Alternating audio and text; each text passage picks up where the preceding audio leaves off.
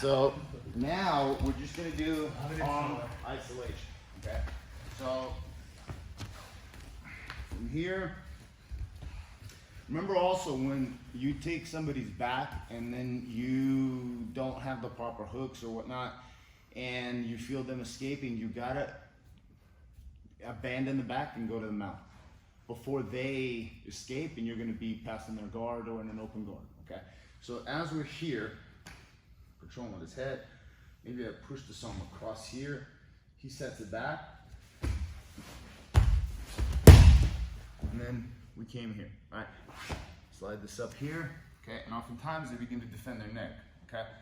Depending on which hand is up, okay? So if this one is up, I'm gonna go palm up here, and I'm gonna pin one. So it's basically like I'm going 1, 2, okay? So I wanna do this, 1, 2, 3. This arm is up, I go palm up here, all right? I'm gonna pin.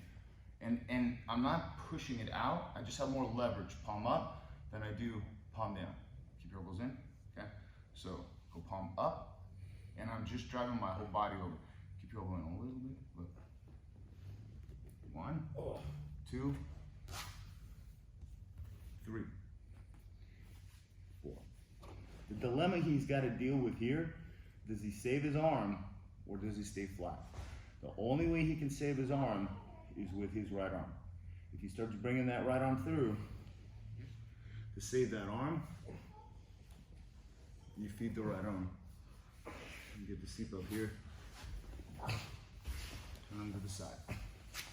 Now you have clump of hair, and you have an attack from S-mount. From here, I can fairly easily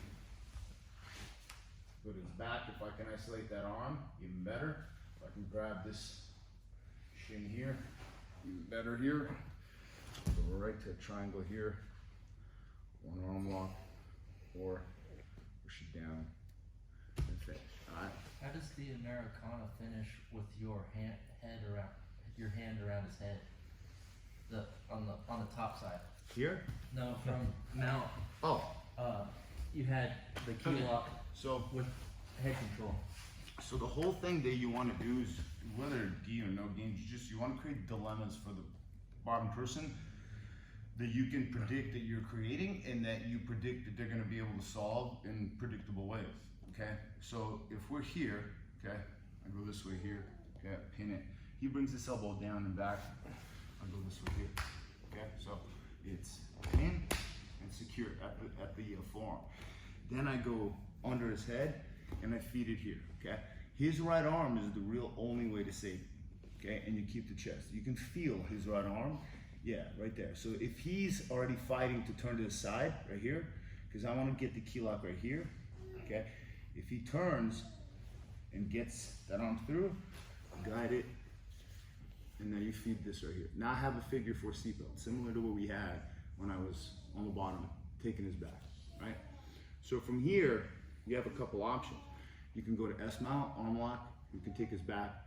I can do a head arm, choke right here. Hop off, okay? And then finish the head arm. I don't like that one, okay? I can get here.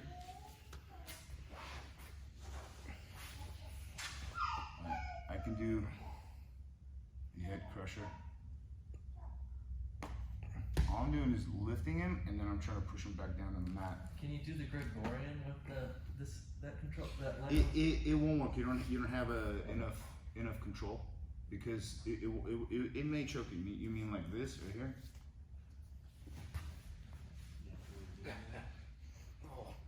I mean, maybe. It's just that I feel that he can somewhat get out of it or something. No, I'm not crazy. It's not as secure. Because here he can tuck his elbow down, and I'm not really choking. I'm just controlling him here. But here, what I can do is I can extend my arms here, and I can choke him here. So I'll pull him in, and then I extend my arms. You do that from the top. It's very nice. But the whole key is the arm isolation. So, because if I start doing this, keep your elbow in. See how hard that is? Okay? And you go here, and it's at the wrist. So you go here. If he saves it, he brings it back. Because you won't be at the side. If he stays on the side, you have S mount. He'll typically pull this back. He saves it again. With the other hand, the left hand. Yeah, he pulls it back. Alright, and then you play this chase game until you isolate the arm. Just don't lose the balance off the mount. Okay? So as we're here, 1, 2. Oh, that's sneaky. So now he's already stuck. So from here, I'm obviously gonna go for an S mount here, and probably I'd go to the back from here. So 1 foot here, and then isolate this leg here, or this arm here. All right, or triangle. We'll get a real high over here, okay? We have arm locks here. So you have a lot of attacks from the back, but the key is to isolate the arm. Hit that way one more time. So all I want you guys to do is, the partner, the hand's here, okay? Top arm, whichever top arm it is, palm up. So right hand, right arm, okay? So from here, I'm gonna pin it in here. He reaches through, pulls it back, and good to the other side. Okay, simple.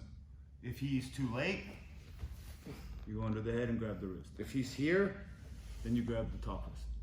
Because here, I don't have a key lock here. He's already gonna save it. Because if I try to get a key lock here, you'll be able to pull it back. He saves it.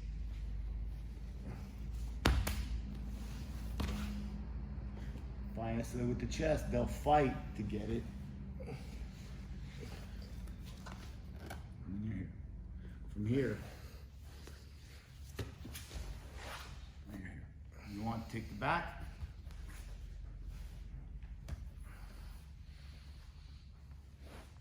Isolate that arm. From here, I can lock my feet and I can just extend them here without having to throw my left leg over his head and finish the arm lock. Right? Cute. Okay? Or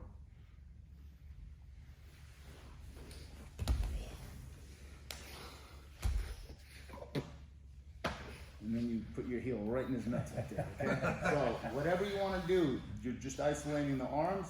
From there, feed that figure 4 seatbelt, take the back, and then work something. But the key is just to isolate the arms. Okay? Let's go. 1, 2, 3. Sorry about the